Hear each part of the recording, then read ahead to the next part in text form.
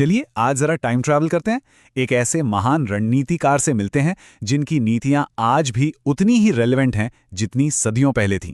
जी हां, हम बात कर रहे हैं आचार्य चाणक्य की।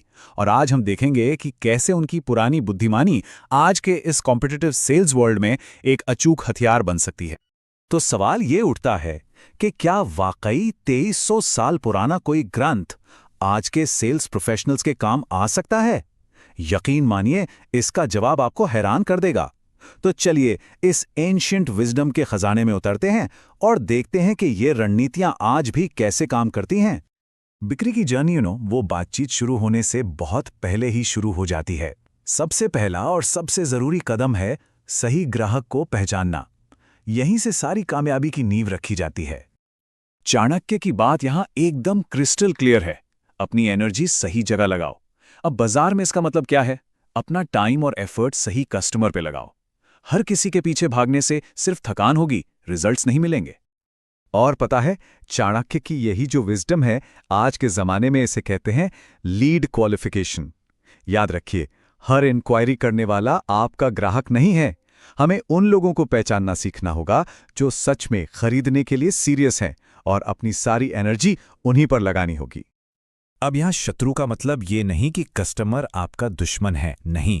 चाणक्य का पॉइंट ये है कि अगर आप अपने ग्राहक को ही गहराई से नहीं समझते तो आप बिक्री का ये युद्ध जीत ही नहीं सकते। ये समझ ही आपकी सबसे बड़ी ताकत है। तो सवाल है, अपने ग्राहक को जाने कैसे?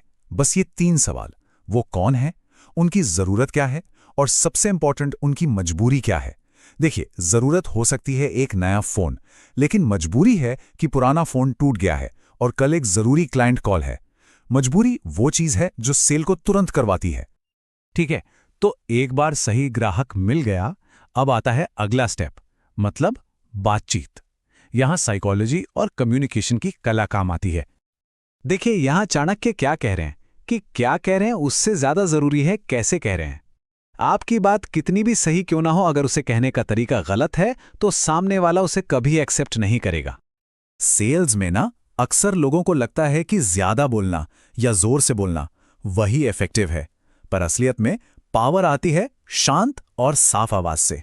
जब आप शांति से बोलते हैं तो आप कॉन्फिडेंस दिखाते हैं, कंट्रोल दिखाते हैं, और यही चीज ग्राहक को आपकी तरफ खींचती है। ये एक बहुत बहुत जरूरी साइकोलॉजिकल पॉइंट है। देखिए, ग्राहक कोई प्रोडक्ट नहीं खरीद रहा, वो असल में एक भरोसा खरीद रहा है। वो ये पक्का करना चाहता है कि उसका फैसला सही है। कीमत तो बस एक हिस्सा है। असली प्रोडक्ट जिसे वो खरीदना चाहता है वो है निश्चिंतता। तो ये निश्चिंतता, ये कॉन्फिडेंस दिखाएं कैसे? ये 3 चीजों से आती है। आपकी आवाज में एक भरोसा हो, आपके शब्दों में कोई कंफ्यूजन ना हो, और आपके चेहरे पर एक आत्मविश्वास वाली मुस्कान। ये ट्रियो ग्राहक के मन में ट्रस्ट पैदा करता है। कस्टमर को लगता है कि वो दिमाग से फैसला ले रहा है, फीचर्स कंपेयर कर रहा है, पर आखिरी फैसला हमेशा दिल से होता है। हमेशा। उसका दिमाग आपके प्रोडक्ट के फीचर्स को दूसरों से कंपेयर करेगा, लेकिन उसका दिल एक कहानी से जुड़ जाएगा। तो सिर्फ फीचर्स मत गिनाइए, एक ऐसी कहानी सुनाइए जो ग्राहक की भावनाओं को छू जाए।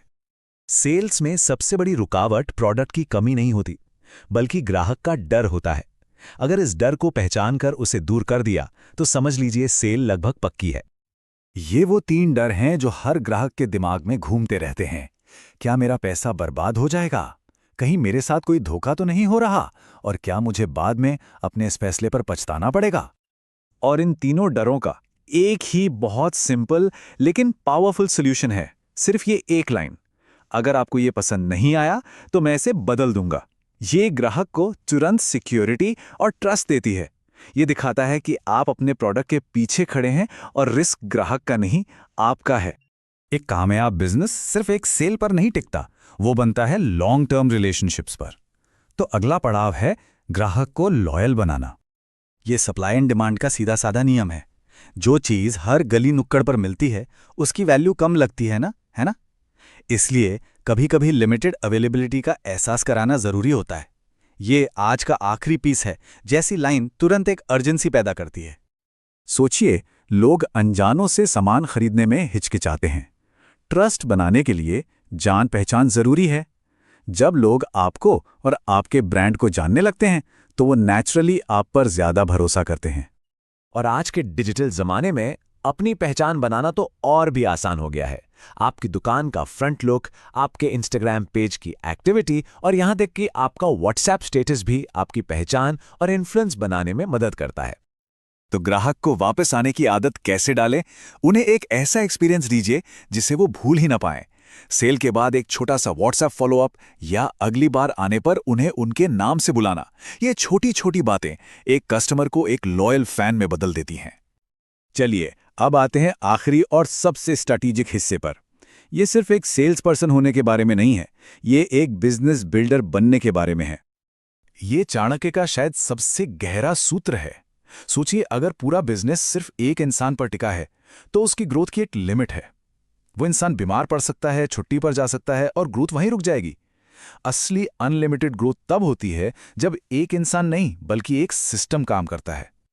ये स्लाइड ना दो रास्ते दिखाती है। एक रास्ता है रोज खुद बेचने का, ये एक ट्रेडमिल की तरह है।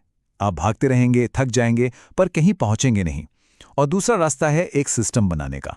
हाँ, इसमें शुरुआत में ज्यादा मेहनत लगती है, लेकिन ये एक ऐसी मशीन है जो आपके बिना भी चलती रहेगी और आपके लिए ग्रोथ पैदा करेगी। अब चुनना हमें है कि हमें रनर बनना है या क्रिएटर। तो हम आपको इसी एक आखिरी लेकिन बहुत पावरफुल सवाल के साथ छोड़ते हैं। अपने काम को देखिए और खुद से पूछिए, क्या आप रोज की दौड़ में भाग रहे हैं या आप एक ऐसी व्यवस्था बना रहे हैं जो भविष्य में आपके लिए काम करेगी? इस सवाल का जवाब ही आपकी असली तरक्की का रास्ता खोलेगा। और चाणक्य की ये बुद्धिमानी आपको ये रास्ता जरूर दिखाएगी।